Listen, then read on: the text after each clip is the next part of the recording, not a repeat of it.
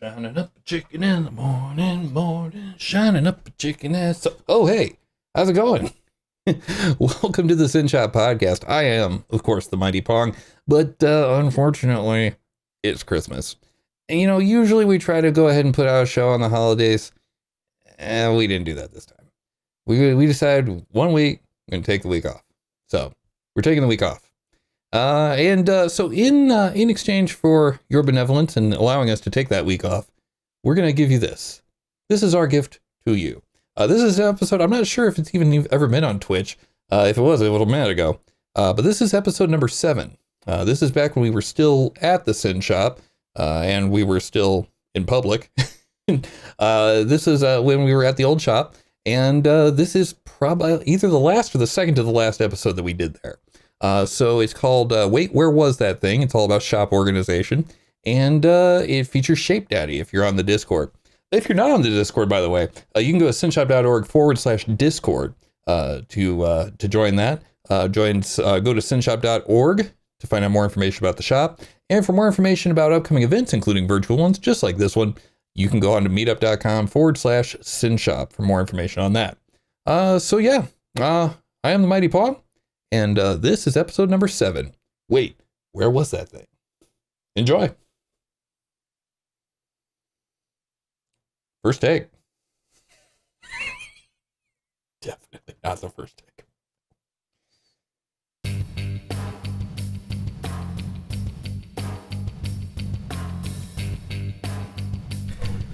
All right, if it's worth doing more than once.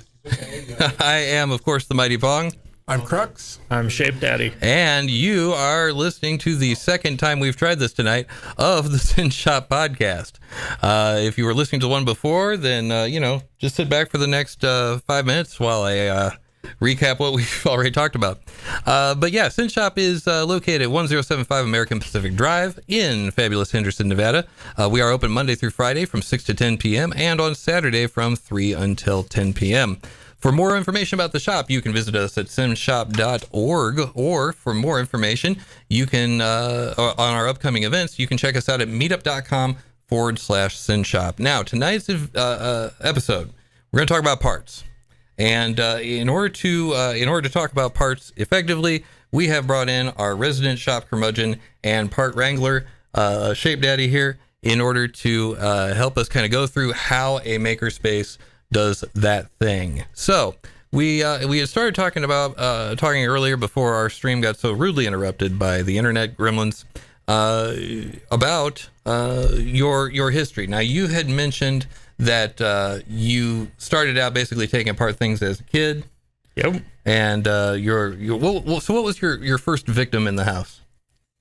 Oh, I honestly don't remember the first thing I actually took apart. Yeah. But I'm willing to bet it was an old electronic device of something. Of some sort, right. I mean, I vividly remember, whenever anything would die or be replaced in the house, my dad would cut the cord off and hand it to me, and I'd spend the Saturday taking the thing apart and trying to figure out how it worked. That's really cool. And then, of course, trying to put it back together and forgetting where all of the screws ended up, and yeah, all that fun stuff. Did you learn the magic of setting up the piece of cardboard and poking them into the cardboard as you go, or? No, I just developed the skill to mentally remember which screw went where. Oh, that's awesome. It can be. Yeah. It can also be kind of annoying. Currently, my record is a previous job. We had a machine that got broken, so I had to take apart the head for it. About 50, 60 different pieces, all put into a drawer, in the same drawer. Oh boy. And left there for 6 months until the parts came in. Nice. And then put back together again. Okay. So it's just a matter of like, okay, I see how. So do you go step by step and say, okay, I see how deep that hole is. I need a screw about yay long, or is it just like, oh yeah, this guy goes there? It's a lot of, oh, okay, I remember these 3 screws are all the same length, so they go into this piece. Or, I mean, there's 20 of the same size screw. It doesn't matter which hole that screw goes into. Right. Yeah, those you don't really have to care about. It's when you've got several that are just kind of close or have a different thread pitch. That's always fun. Yeah, if the engineer did their job, there won't be any that are just kind of close. They will be obviously different or exactly the same. A lot of them that don't do their job, but yeah. Oh, yes. Yeah, That's why I'm not an engineer. Right, absolutely. Yeah, we had mentioned that earlier. So originally you had started to lean in the engineer direction, but you were like, okay, screw that. I don't want to sit at a desk all day. Yep. I'd much rather. Yeah, so I started going to college for engineering. Mm-hmm. I spent way too much time there. Did most of the degree program completely backwards. Yeah. To the point where I still joke about this, that the last thing that you're supposed to do in an engineering program is usually your senior capstone project, Okay. Your senior design project. And before you get it into any of the classes that you're supposed to take before doing that, you're supposed to have all of your basic educational classes, all your basic math and English and that stuff done. Okay. The university I went to, we called that getting advanced standing. Okay. Well, I managed to complete my senior design courses before I got advanced standing. Oh, okay. So at that point, it was just kind of, well, what's the point of continuing on? Because I've done the hardest thing I'm supposed to do. Right. And it wasn't that hard. Yeah. Yeah. If this is what the end boss looks like, why am I grinding through this dungeon? Pretty much. Yeah, exactly. Okay. So it sounds to me like you actually found the formal education actually counterproductive. It sounds like. Yeah. For my own personal view, I saw it as giving up the practical knowledge for information that was written in a book somewhere. Mm-hmm. And the practical knowledge was worth way more to me than the book knowledge. Right. So was the book knowledge more like theoretical, like, here's the incline of this screw and this is the torque that will blah, blah, blah, blah, blah.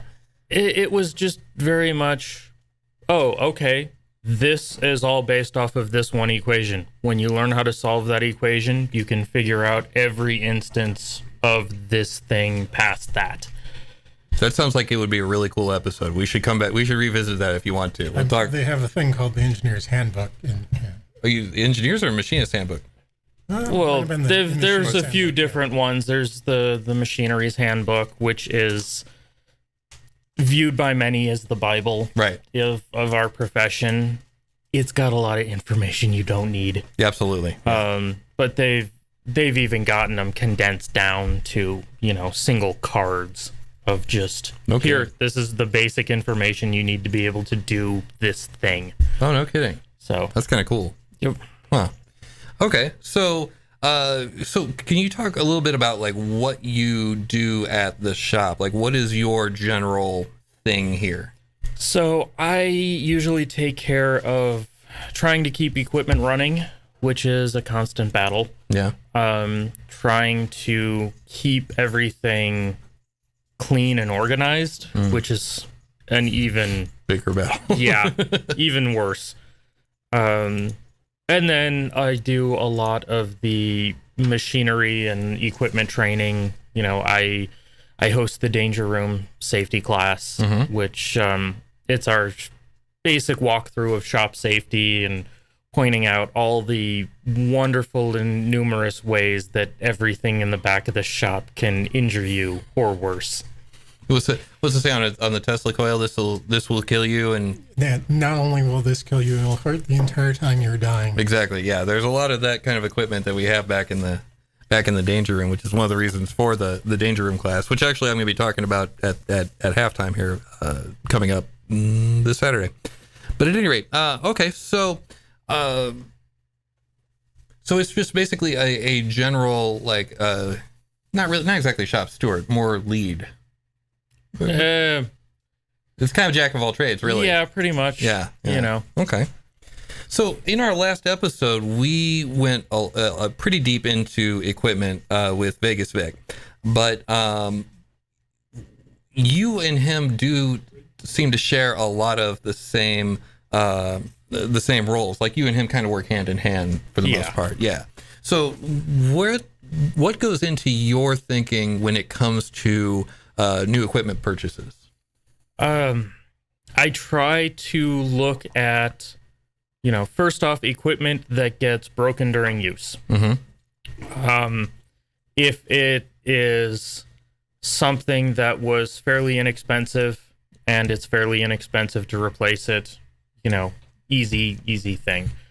A lot of the times, if it's, equipment that got broken during use, if it was operator error, we'll look into just trying to fix the item.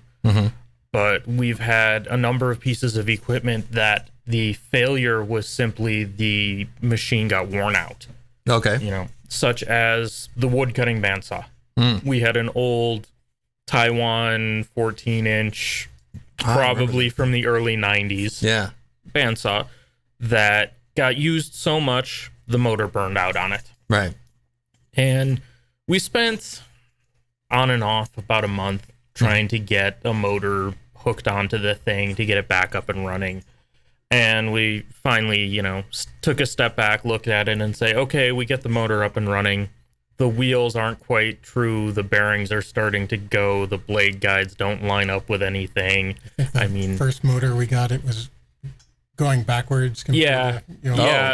One motor just, it wasn't a reversible direction motor. So that, it just all added up to, all right, we're going to spend a substantial amount of time and effort in repairing this thing, and it's never really going to work the way we want it to. So at that point, we said, hey, Grizzly's having a sale. Let's step up to the nicer. And it is nice. Oh, yeah. I have to admit. They're not a sponsor of the show, but they could be. They could be. But, yeah, so do you have a kind of like a formula that you use for basically your pain in the butt to money spent ratio, kind of thing? Or is that more feel? That's more feel. That's more dealing with the equipment itself. I personally try to lean towards getting industrial grade equipment, just because it's a lot easier to fix. Really? And parts are usually more available. And I say usually because there's always that one piece of equipment where they stopped making it 60 years ago and you can't find any parts for it. So right. Yeah. You got to make your own. The machine that made it got moved halfway across the world, so... No, the machine that made it got melted down a couple of times into, half a dozen different cars. Right. Yeah. Fair enough. Interesting. Or bullets. Or... Yeah. Good. Yeah, whatever it ended up being. Yeah. So I usually lean towards that approach. So if it's a matter of just replacing some cheap machine, I try to avoid it. Right. I mean, I didn't want to replace the contractor's level table saw with another contractor's level table saw. There was no point in doing that. Right. So we tried to find a good cabinet grade, shop table saw. Yeah. It is really nice. Yeah. It is much better than the one we had. Yeah. So that's the approach I try to take on most of the things. The other side of that is for the small, simple stuff. If we need a belt sander, they're like $60. If you're really in need of that kind of belt sander, buy one and donate it. We're a community here. If we have to go through and continue to replace the standard small stuff that people are just breaking because they're abusing it, then we're never going to have any money to get the big fun toys that you couldn't afford to have in your garage. Which is kind of the point. Yeah. I mean, we have a full-size, Cincinnati milling machine because I could get a little mini mill that sit on a desk, a bench top from Harbor Freight for $500. Right. But you're going to quickly outgrow that capacity. Absolutely. And it's going to really annoy you trying to use that thing. Yeah. Whereas the industrial one, yes, it is terrifying if you don't know how to use it. Yes, it will eat children very, very quickly. Absolutely. But at the end of the day, it will do absolutely everything that anyone here could possibly need. Yeah, I would agree with that. As someone that got the crazy idea to do an angle once and tilted the head, and then spent the rest of the afternoon retramming the head. Yeah. It will do anything if you're willing to put in the time to freaking trim the head afterwards. Yes. So I did do that. Okay, so it sounds like, I feel like you have the same buy once, cry once theory that I do. Like, if I'm buying a wrench, I'm going to go ahead and get the good stuff, not at the best. It doesn't have to be Snap-on, but K and, oh damn it, S&K. S&K is a good brand, or Craftsman, when they used to be made here, was a good brand. But stuff like that. Get the decent stuff. But there is a line at which you say, okay, no, we're going to go to Horror Fright for this one. So, I mean, the buy once, cry once philosophy works well on a lot of things. Yeah. And I take that approach very much on what you would probably consider large heirloom equipment. Heirloom equipment. Yes. I mean, I use that term because right now my drill press is an Atlas drill press. Oh. It was built in 1939. Nice. It's going to be perfectly fine when I'm done with it at the end of my life. Right. So, yeah. It's an heirloom equipment. Something that you could pass down to your kids if you wanted to. I actually have my grandfather's drill press. Yeah. So I take that approach with the larger stuff, but for a lot of smaller things, I tend to look at what it's going to be used for, how it's going to be used, and how much I really trust the people using it. Okay, right. Are they going to use this flathead screwdriver as a chisel? In or the vice shop, versa? the assumption is yes. Yeah. Always yes. Yeah. You find anything, somebody will figure out a way to break it. Yeah, absolutely. I mean, there's an old joke I use at work that, you lock a Marine in a room with an anvil and they will either lose it, break it, or get it pregnant. And that applies to pretty much everything. Lose it, break it. Okay, got it. All right. I'm going to have to refer back to that one. So in the way that, for here, we go to Harbor Freight for a lot of hand tools. Yeah. Because people lose screwdrivers. People break screwdrivers. People use screwdrivers to pry things. Yes. They'll use your brand new number 2 Phillips screwdriver as a center punch. Nice. Yeah, had that happen before. Thanks, buddy. They'll lose sockets. Mm-hmm. The standard is it rolled under something and I don't want to bother fishing it out. So I'm just gonna wait until we have to move that something. We don't really need a 10 millimeter. I forget how many pieces of tooling we found in the dust collection part of the table saw. Are you kidding me? Oh, there's been an instance where I went to change the blade on the table saw. Yeah. And I go to try and find a wrench to fit it. Mm-hmm. Now there's about 3 or 4 different wrenches that you can use in the shop to change a table saw blade. Every single one of them had fallen into the cabinet of the table saw and were just left there. Oh, wow. Yeah. Wow. So there were 4 wrenches that were in the cabinet of the table saw. Yep. Well, at least they're conveniently located. That's exactly that's where the you tools need them. Where you need it. Yeah. Putting the tools where you need it. Exactly. Yeah. Saving them saving the most steps possible there. Yeah. So actually, that do I want to skip ahead? No, I'll get to that later. Okay. So that's kind of the challenge around deciding what to buy and, how high of a quality to buy. So when we bring in new things, we're going to have to get rid of the old things. How do you, if we are in a position where we have this new thing, everybody wants it. Like we just got a new laser cutter. It's gigantic. We have the space to put it here, but if we ended up to where we didn't, how would you decide what stays and what goes? Usually it depends on what do we have duplicates of? Mm-hmm. What do we have equipment that can do the same job as, something else? Or what isn't usable? Along with what is this machine technically replacing?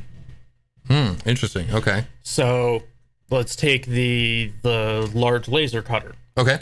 We have two smaller laser cutters. Right. We have the little Muse, and we have our, the OG laser cutter that's been with us. That thing is a tank. Yes. For its shortcomings, and there are some. Yeah. It has been rock solid as long as I've been here. I guess Yeah, we've learned how to fix it and repair it. I mean, we've replaced the tube in the thing several times, replaced the power supply several times, right? Replaced other stuff on it several times, Or but it keeps going. The laser cut of Theseus? I'm not sure. Where you replace a piece of the ship as you go, and by the time you get there, it's a whole different ship. Yeah. Yeah. Well, in that case, at this point, we've never had good luck with the Muse. Yeah. So I don't understand why. It's brand new. It worked for like 6 months, and then something broke, and pretty much. There were a lot of software issues with that particular device, and the way we got it, the approach was, hey, we'll give you this and help us with our software and test it out, and well, tested. Yeah, we tested it, and we said, hey, these are the problems we have, and they aren't talking to us, so friends of the show. Pretty much. Yeah, so it's not our problem anymore. But at the same point, the 90 watt, our old laser cutter, gets used all the time, constantly, and I mean, it still works. We keep it running. I think we recently just had to replace the air pump for it because something in there broke. Right. So when we get in the new laser cutter, the likelihood is that the Muse is going to go. Right. And that's going to be a fairly easy choice to just get rid of that small, that device to upgrade to a larger, much more capable device. Right. Now, there are other tools that they tend to stick around here for a lot longer than they probably should. Partially, right now we've got a second stick welder that is sitting under the pallet rack. Oh, okay. And we can't get rid of it. Yeah. Because we can't get to it. Okay. I didn't know we had a second stick welder. Yes. Yeah, exactly. So, well, it's kind of like when we were setting up the casting area. There ended up being a full kiln back there that ended up getting used even more than the smaller one. Yeah. Yeah. A lot of times, I guess it is just a matter of finding out what you have and bringing it out to where people can actually use it. Yeah.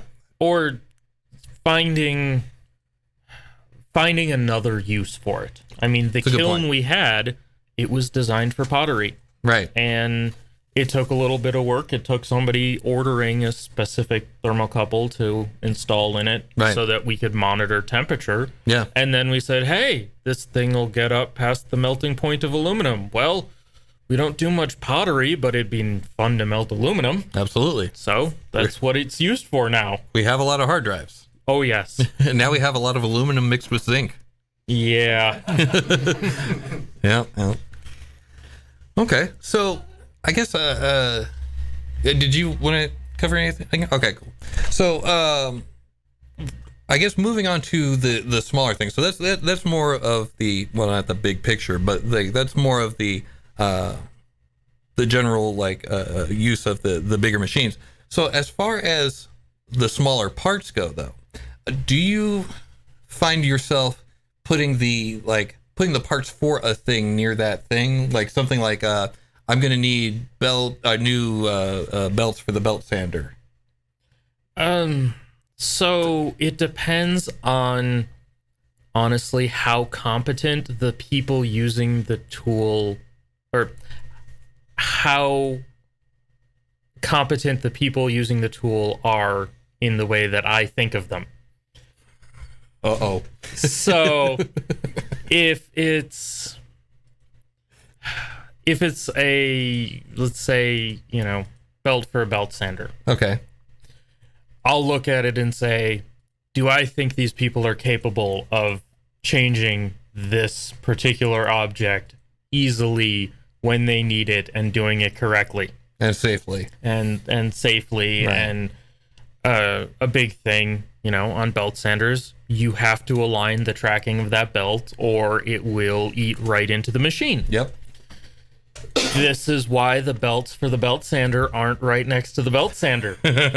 Yeah. Because I've seen so many people just slap on a new belt and not bother to adjust it. And next thing you know, the belt is gone and half of the machine casting went with it. Yeah, that's what happened to our old belt sander. Really? Yeah. Yeah. I didn't know that. Yes. There's other things like for the shop bot, there's certain things that we keep, offhand, or other tools where, we have a spare for it, but it's just not out readily accessible.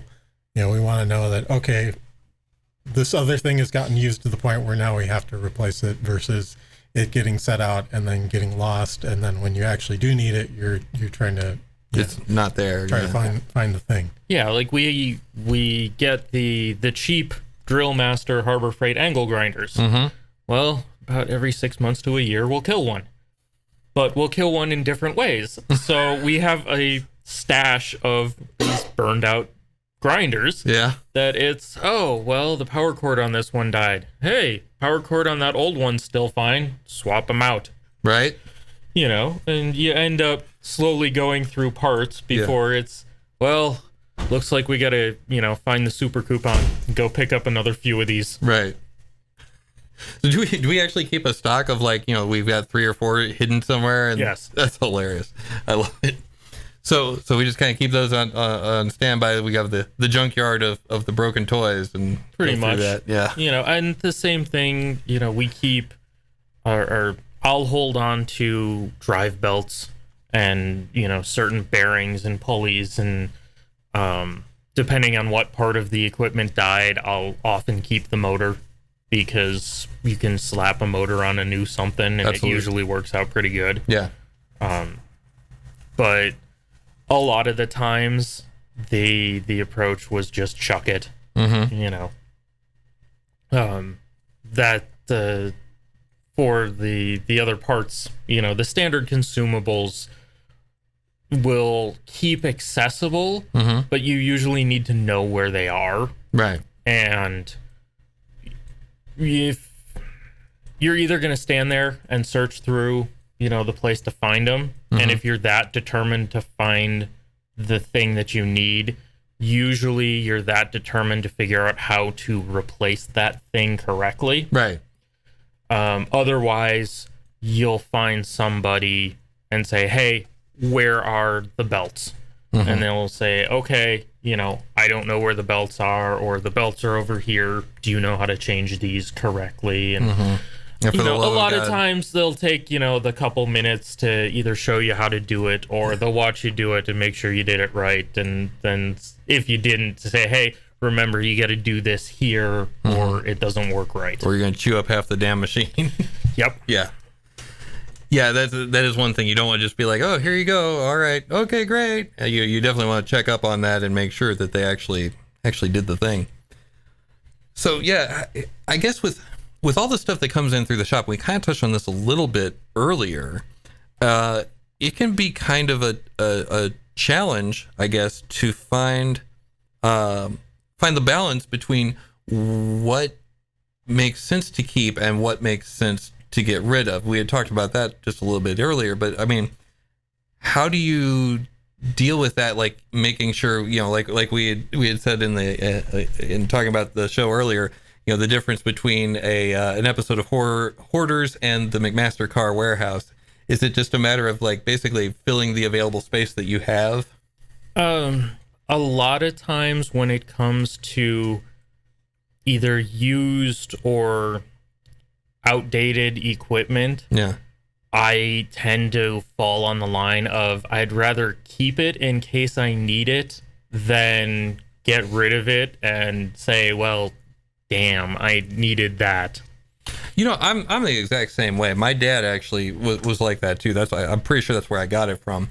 Anytime that I had a problem with my car, or I was, there was a bolt missing, or something fell out, he'd be like, "Hang on a second, I think I got something." And he'd like start rummaging through, like I'd hear bread pans clinking and like all that stuff, and he'd come back, and sure enough, he could have one that would be an exact fit for that thing. I have a spare fan for the my 1970 Cadillac convertible that I don't have and haven't had for at least 25 years now. So. But one day, by God, you're going to need a fan. Oh yeah, I got windshield wiper blades for a 2001 Hyundai Elantra. Oh, still sitting in the garage. Oh, you're living the high life. Oh yeah.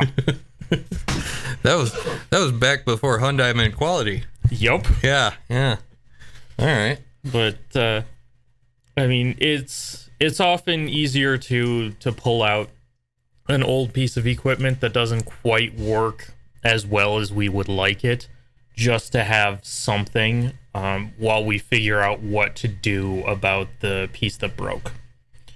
Then every so often, as with everything, you do spring cleaning. You go through and say, okay, do I really need this? No, chuck it. And that 3 months later, you're going to be like, where's that one thing? Oh, damn it. Usually at that point, it's gotten to the point where 3 months later, if it was, well, this could have come in handy, or, well, we needed that one thing, then it's, all right, it's been long enough, it's time to replace that machine or that tool. Yeah. That makes sense. So, I guess, actually we probably are. Yeah, we're at halftime. So I just wanted to take a quick break real quick and mention a couple of the upcoming events that we've got coming up. You can see there on the screen there tomorrow. That's March the 7th, right down there.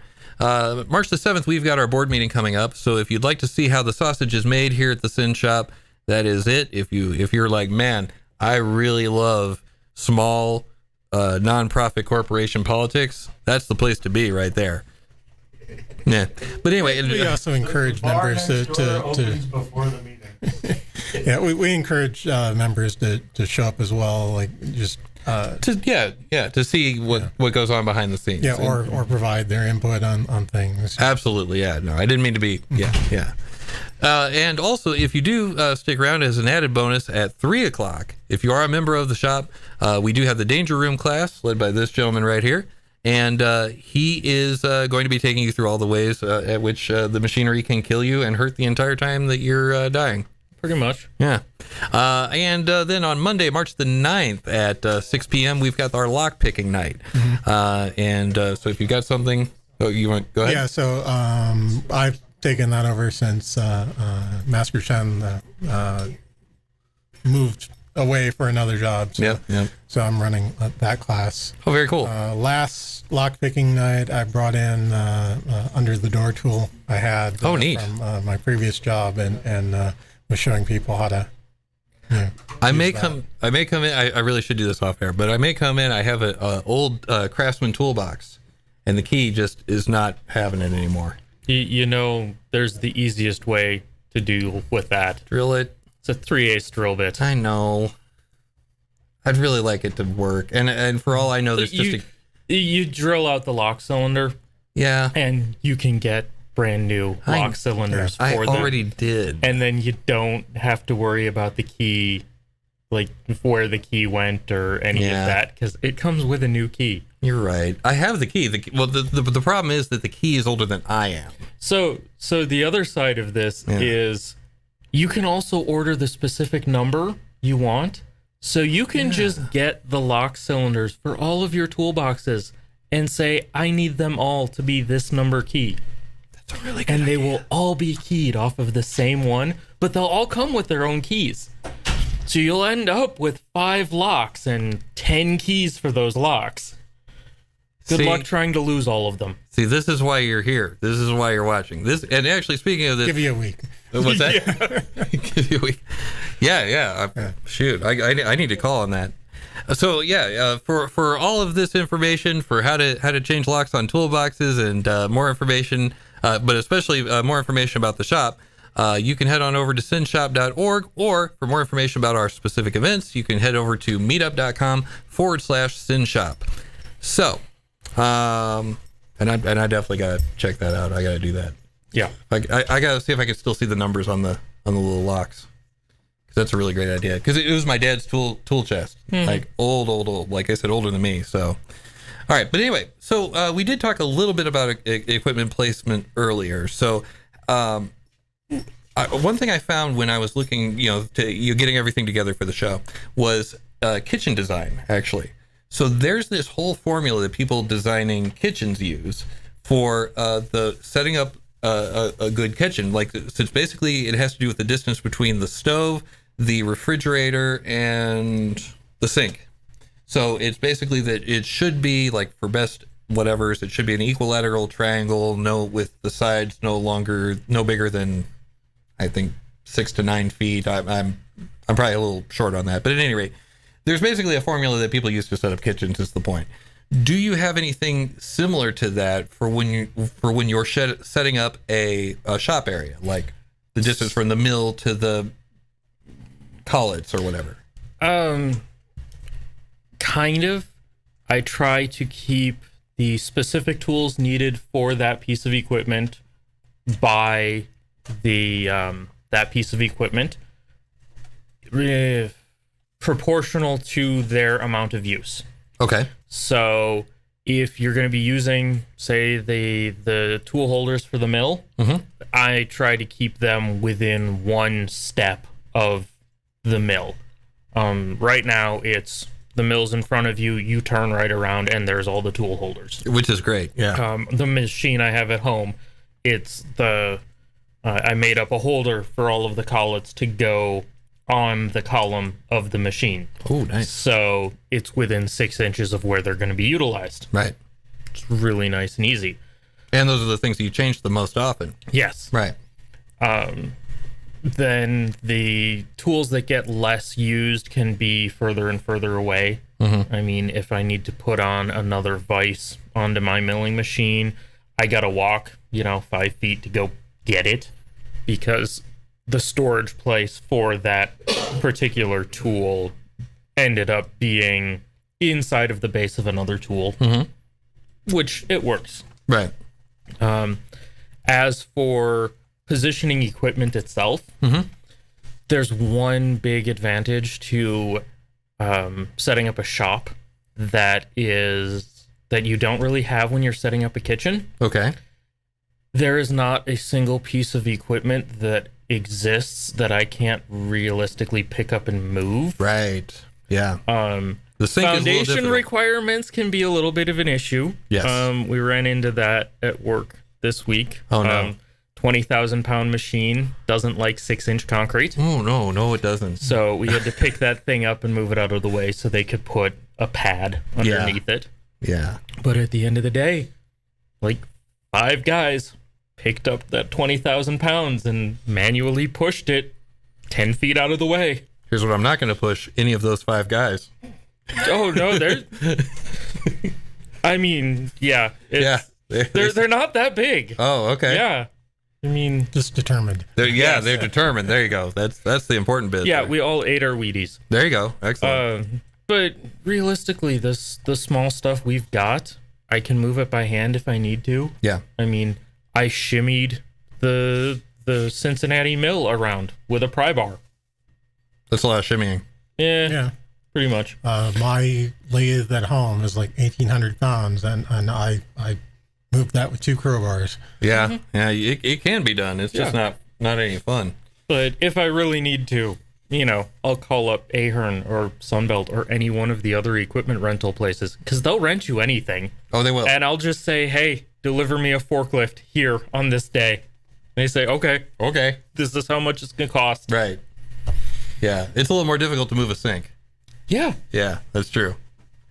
They're small. Like, it's not like they're very big, but there's a lot of plumbing going on there. You have a lot of ancillaries that you have to move with it. Absolutely. Along with all of the cabinets that have to get modified for the sink move itself. Yeah. Okay, so again, not a sponsor of the show, but I gotta say, we moved into a house with a bunch of IKEA cabinetry for the kitchen. That's really easy to move around. There's just like a little bar that hangs on the wall, and you can like just hang new cabinets on it and move it around and shuffle it. You know, like I added in a microwave, and it was a piece of cake. Like I just got a slightly smaller cabinet for this one area, and then hung the microwave right underneath it, and it was smooth sailing. Yeah. Actually, one of the projects I have that I want to do is what my mom did, or my brother did for my mom, is she had a kitchen island and was living in a really small place, and so she made it so it's on wheels and could be moved around. Oh, yeah. So if you want an island, put it where the island is. If you want L-shaped extension, because whatever you're doing, you just move it. Okay. You know, if you want it a really long countertop, just move it to the end. And oh, wow. Yeah. That's pretty cool. So, yeah, my dream kitchen involves just going to the restaurant supply company saying, all right, give me a couple of those stainless steel tables. There you go. And just doing that. I knew a guy that did that. He not only had that, but he had the entire, like he built the house himself, like from scratch. And he had like the same tile that you would have, like that non-slip tile. Yep. He had that in the kitchen. He had a big freaking, water like faucet, but like a hose type of thing. And to clean up the kitchen, he would hose it down. Yeah. Just everything. And just there'd be a center drain in the floor, and that was it in his house. That's pretty slick. Yeah. He was a total fruitcake other than that. But anyway, so it sounds like you, with everything being on wheels, it sounds like you're kind of taking after the Adam Savage. I never said everything is on wheels. Not everything. I said there's not a thing that I couldn't move. Fair enough. That's a good point. You mentioned the tables. I think that's what got me thinking about that.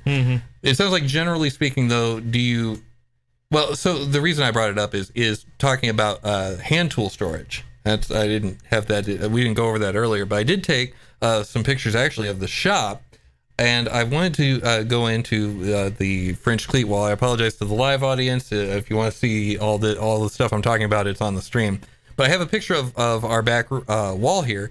That's got the French cleating system that you set up. One of the things on Adam Savage's channel that he rails against all the time is drawers, because he says drawers are a place where tools go to die, basically. So there are some good points and bad points to drawers. Yeah. Drawers are great for high density storage. Okay. I mean, one of my absolute favorites is I call them Vidmars.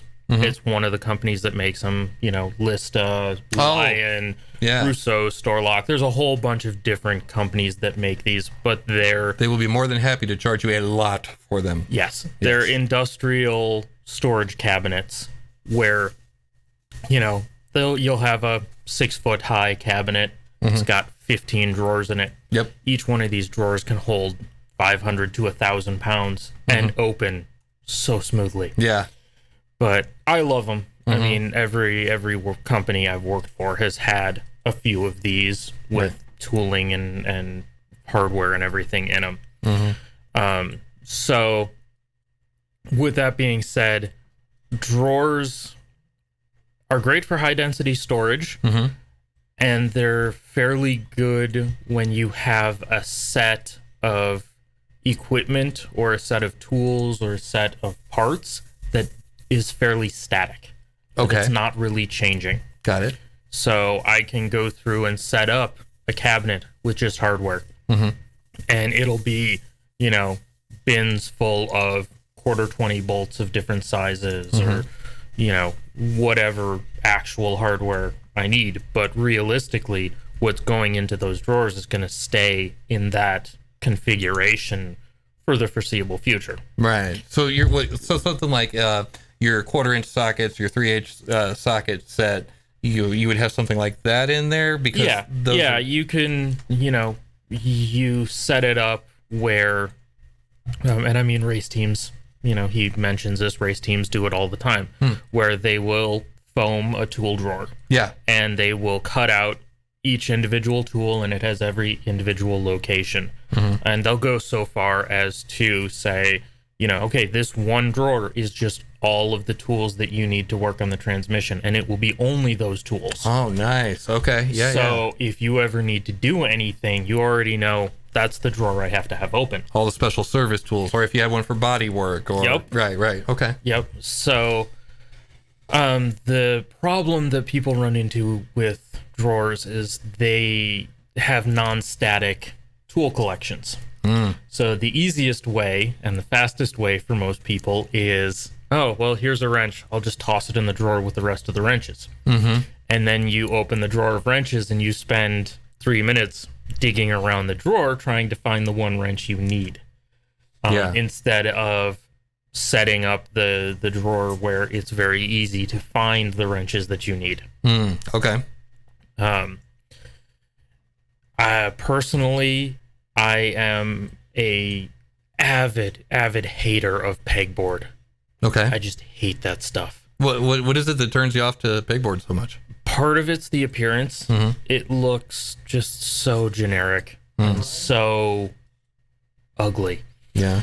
The other part is, short of going through and legitimately strapping in every single hanger, they never stay in. Oh yeah, they always fall out. You grab a screwdriver, the entire rack of screwdrivers fall out. That is a true statement. Yeah. Yeah. It happens every time. I'm trying to think of what the name of the stuff is that I brought in. There's a domestic manufacturer of pegboard. It's the blue stuff that's on the back of the mini. Yeah, it's a like stamped metal product. Exactly. That the ones that they custom make for that are better at that. But still, I have had things come off in my hand. Like those do lock in, but it locks in. Yeah. So, I mean, your best bet is usually to, go through and design and build a specific holder for the tool. Right. And on our French cleat wall, that is what I try to do for, certain things. Yeah. Like, on the picture right now is our nail gun storage. It's a cheap Harbor Freight $5 nailer stapler combo thing. Right. But for the storage of the tool is the tool itself. Yeah. The wrench you need to adjust the guards and to clear jams out of it. The oil you need for the tool. Yep. Along with drawers that contain all of the different fasteners for the tool. I love all that. in one place. I've built a bunch of stuff in here, like different boxes or like my Euro rack setup, and I use that exact that brad nailer right there, and having everything within arm's reach was just perfect. So yeah. And that, I guess that is one of the big advantages to the French cleat system, is because you can change it. It's completely modular. I mean, it is one of the advantages, but it's not exclusive to a French cleat system. I mean, you can completely make these holders and just screw them into a wall. True. I mean, especially if you're going through and finishing out your garage, you don't have to use drywall. You Go can. on. My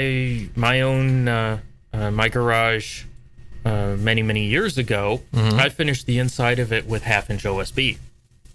Because that way I could screw into it anywhere. Of course. In the data center and like telecom industry, there's a reason why You set up a backboard. equipment rooms are, there's plywood on all the walls. Yeah.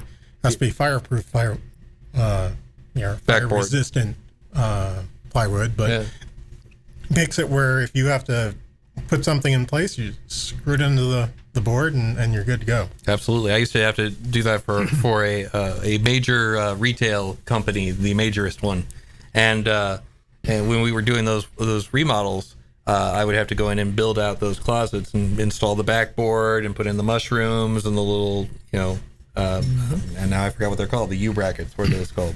I guess The J hooks? Not the J hooks. They have the two ears on either side. They screw into the wall. Someone's probably screaming at me on YouTube right now. Probably. But no, not this. No, not where you actually punch everything down. I'm talking about like the stuff you route the wires through. The big metal. Oh, the big gray hooks. Yes. Cable match. The big gray hooks. Yeah. Anyway, the cable match. We move forward. Yes. So. But yeah, no, this is one of the things I loved about your design, actually, was that, like, we've got a broom on the screen right now. Like, you made a thing that will fit a broom. There's a thing that will fit crowbars and also Japanese handsaws and what looks like a banana. Yeah, It's a crowbar. yeah, I know. Yeah. Those are the one on the screen right now is very much a universal kind of catch-all. Right. Effectively, it's just one of the cheap magnetic tool holders. Right. Put on supports, and it's one of those things where it works for a lot of things. And if it is a matter of, well, I just need somewhere to toss some stuff, and I don't know how I want everything set up just yet, it works. Absolutely. Yeah. Yeah, no, and it worked perfectly for the back of the shop. Like, you've got all the little wood clamps there, and all the slightly smaller wood clamps. And yeah, so anything that comes up, not only that we had at the time, but going forward, they're all right there. And like we have in the picture here, they're right next to where you're doing woodworking. Yep. And those are all the woodworking tools.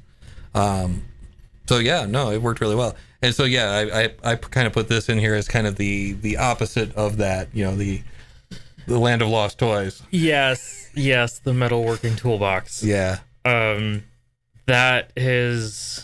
That's been a problem. The tools in that tend to float around a lot. Right. They tend to get lost. Yeah. Or broken a lot. Or, we'll end up just having someone come in and give us a box full of stuff. Right. And it's, well, what do we do with all of this? Well, just put them with the other things. Yeah. I have a wrench. Let's put it in the wrench drawer. It's that, continually changing, storage problem. Right. Well, it's something that I need to work on. Oh, and I haven't come up with any good ideas yet. Yeah. I think one of the ideas that was tossed around was to kind of color code tools per area. So, woodworking would be red and metalworking green or whatever, which is good in theory, but then there's certain tools that you don't want to put paint on because of reasons. So. Right. Well, and like ShapeDaddy was saying just a second ago, there's a lot of overlap between areas. Do we want to have a screwdriver, just tied down to the metalworking area when you also need a screwdriver occasionally to drive wood screws? So yeah, that's the thing you go through. I mean, at that point, so just in your opinion, do you in situations like that, do you usually just say, okay, forget it, I'm going to get a screwdriver for both locations, or in this case, we throw it in the drawer? And I mean, the way we've got it set up, we've got screwdrivers in both locations. Yeah. I mean, we have a number of copies of tools where we're able to put them in multiple locations. But in the end, your organizational system is only as good as your ability to stick with your organizational system. And given this is a facility of 100+ people that all have different levels of perseverance in that area, it's almost impossible to get one system that just works. Well, so it's interesting that you brought that up, actually, because in the last episode with Vic, with Vegas Vic, we talked about that, how the shop operates as a collective. Like, there's no one really necessarily in charge. We all pitch in and we all make the shop work. So that's got to make enforcement of that kind of ridiculous. Yes. Yes, it does. Do you care to comment? Well, you're like, oh boy.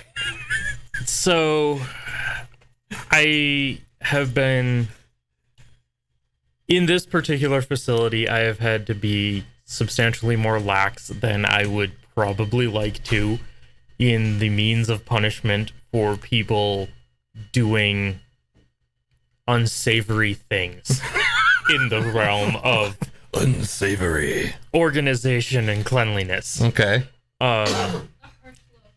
Yeah. To put it bluntly, they won't let me throw wrenches at people anymore. Yeah, not anymore. Not there at one time. Yeah. We just But- make you some foam wrenches. Those don't work. Foam wrenches. Get them some foam wrenches. Yeah, those are bad for enforcement. Yeah. Yeah, I mean, the easiest way is just you screw up and I start chucking wrenches at you. I start at 1/4 inch and my set goes up to 2.5 inches. Well, I mean, that is fair. I mean, there is an escalation of punishment there. 1/4 inch, it's not too bad, but no, for this place, we try to run off of the honor system. Yeah. We try to impress upon people that, hey, your parents don't work here. Yeah. You need to clean up after yourself. right. And Well, not only that, I mean, I would imagine that part of it is kind of like not only your parents don't work here, but you don't work here. You're working with us. Yeah. This is your stuff. This is not your personal garage. This is a shared space with, Right. 100 other people. I mean, it's not, but it is. Like in a way, it's not your garage, but in a way, it is your garage. You have to take care of it. Mm-hmm. Yeah, but it's not your garage in that you can leave stuff wherever. There are no employees here that are going to clean up after you. Exactly. Yes. Yeah. If someone cleans up after you, it's someone else that's paying a monthly membership. Yeah. Yeah. No kidding. And would probably rather not be cleaning up after you. They'd probably be rather working on their own stuff. Mm-hmm. Yeah. Absolutely. Yeah. My philosophy is always try to leave the equipment at a state where if someone walks in, they can just get to work. They can just start working. Right. Walking in and having to spend an hour cleaning because someone didn't do the thing that they were supposed to do. That sucks. It's the worst. Yeah, absolutely. Huh. So there's a phrase that I heard a long time ago. It's the cobbler's children are the ones with bare feet. And the meaning of that basically being is the guy that sits around making shoes all day, when he comes home and his kids are like, Daddy, I need new shoes. Fuck off. Damn it. He's like, no, go away. I thought that was going to be me. Yeah, no. I was pretty sure it was going to be me when we talked about it before. I think every time it's been you. There's been one time when we had Zombie. Oh, all right. Zombie was actually the first. We got to episode 3 before one of us dropped either the F or the, it's not really a bomb, but anyway. Yeah. Before we said the S word. But at any rate, the cobbler's children are the ones with bare feet. Basically the idea that but at the end of the day, the cobbler's been making shoes all day. So the kids come to him, they want shoes, whatever, go away, kid, you bother me. I don't feel like making you shoes right now. So the cobbler's children are the ones with bare feet. Does that same kind of thinking apply when it comes to shop organization? In other words, when you go home, is it just like, whatever, it's a wrench, whatever? Sometimes. Mm-hmm. So my personal workshop that I make my own projects out of is fairly organized, and it tends to stay fairly organized. Mainly because I know myself and I know how I operate. And if I have to search for something, it completely destroys any momentum on the project that I may have had when I started on it. Right. So I am in the free time, I will go through and I will organize things. I will make, holders for stuff. I will come up with new and ingenious ways to fit 5 pounds of stuff in a 1 pound bag. Right. And almost all of this is due to necessity. Yeah. Because as everybody would wish they had more and more space, it seems in my life I end up going into smaller and smaller locations. Oh, really? And continue to get new and more interesting and larger pieces of equipment. Oh, okay. So I have to figure out, what do I do with everything? How do we shrink this down? Yeah. I mean, it never fails. I'll get my shop all nicely set up where, this is great, and I'm working on stuff and everything's clean. And then 5 minutes on Craigslist later, great, I just bought this wonderful new thing. Right. Great, I have no space for it. I have to move stuff around, and what am I going to do with all the extra bits and pieces? But it was so cheap. That's like my garage is a disaster currently, and it's been a disaster for a while. Yeah, if I found the state of my garage here, I would be, flipping out. Yeah. No, I'm definitely not putting up pictures of my garage. My electronic storage, that's amazing. Except for my workbench, just don't look at that. But, yeah.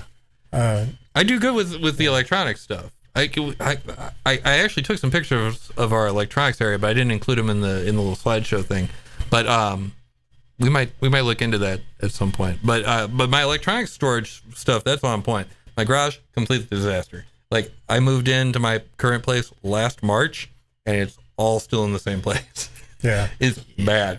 And part of that is because I can't get that one Craftsman tool chest open, and that's got a lot of the stuff that I need to make the other stuff do the thing. So anyway, another thing on the cobbler's children has one that have no bare shoes. Feet. Yeah, have bare feet. Yeah. Is so I'm a network engineer, and so like cable management and like organization is like key at work. Right. At work. You look at like my rack at home, and it's a disaster. Complete at points. It will be fine, and then something will have to change, and then I just never get around to actually fixing it. No. Well, that's one of my basic laws of me is there is no such thing as a temporary fix.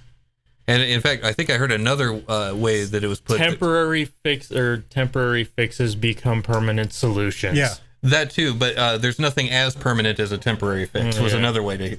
It all means the same thing. Yeah. Yeah, that's another thing. Is like in professionally is like we would not let temporary fixes stick around like that because they become permanent. Absolutely. Yeah. Yeah. No, we moved into a new data center facility. This is in St. Louis. This was like 2014, 2013, something like that. And I've got all this cable management set up and all this stuff. And the guys from the networking team come in and they're putting in the main, one of the main, connections for, I think, all of management for the entire facility, going to the main core switch. And they run it through the dadgum rack, like in between the verticals. So completely taking up an entire U of space for one stupid cable. Is like the most minimal cable fail possible. It's just one cable, and it completely screws up the whole damn rack. I had old coworkers, which they were brilliant people, but we wouldn't let them touch the cabling because there would be like cable from the back of one rack and then like 7 racks over into the other one, and just kind of like this nice arc as it goes from point A to point B. Why do you do that? Yeah. I don't understand like the thinking on that. Like this is going to end poorly. Like, what are you doing? Why would you do that? That's a problem for future them. Mm-hmm. That's the truth right there. Yeah, and past them is usually a dick, but he's nowhere around to get in trouble. Mm-hmm. I don't know if I did that. I don't know if that counts. Did it count? I don't know. We'll see. We'll find out. If we get tapped on the shoulder, then yes. At any rate, well, speaking of which, the clock is tapping me on the shoulder right now. I think we're at the end. Any final thoughts? No, I mean, if make sure you clean up around here, because otherwise, someone's gonna throw a freaking wrench at you. It's not me. I've been banned from doing that. All right. But we'll find somebody. Yeah, closing words of wisdom. Your organizational system is only good as your ability to stick to it. That's probably why I don't have a very good organizational system. Yeah. That's a fair point. Well, all right. Well, I guess then in that case, that brings us to the end of the show. Again, we are located here, broadcasting live as we do every Friday night from the SYN Shop at 7:30 p.m. Pacific time. And we are located at 1075 Suite C, 1075 American Pacific Drive, Suite C in fabulous Henderson, Nevada. And again, our hours are Monday through Friday from 6 to 10 p.m. and Saturday from 3 p.m. until 10. And again, for more information about the shop, you can visit our website at synshop.org. For more information about our upcoming events, you can check us out at meetup.com/synshop. And please don't forget to subscribe. And hold one more second. We have something from the chat. Alan, I can't read your name from here, but he says, hello, Lost Vegan here. Never been to Synshop, but I appreciate these videos. Thank you so much, Alan. Lets me see the value of Synshop and gets me excited for future projects, which will need Synshop's equipment. Well, we are absolutely here for you. So again, to you, Alan, don't forget to like, subscribe, ring the bell, cluck like a chicken, and make sure you come down and visit us. Mm-hmm. Yeah, you can show up on any of our open nights, get a tour of the place. Absolutely. You can see the danger room. You can take the classes. And there you go. So yeah, don't forget, again, ring the bell, subscribe, do the things, and the stuff with the stuff. And with that, I am the Mighty Pong. I'm Crux. And I'm ShapeDaddy. And that's the end of the show. Have a good weekend, everybody. See you next week.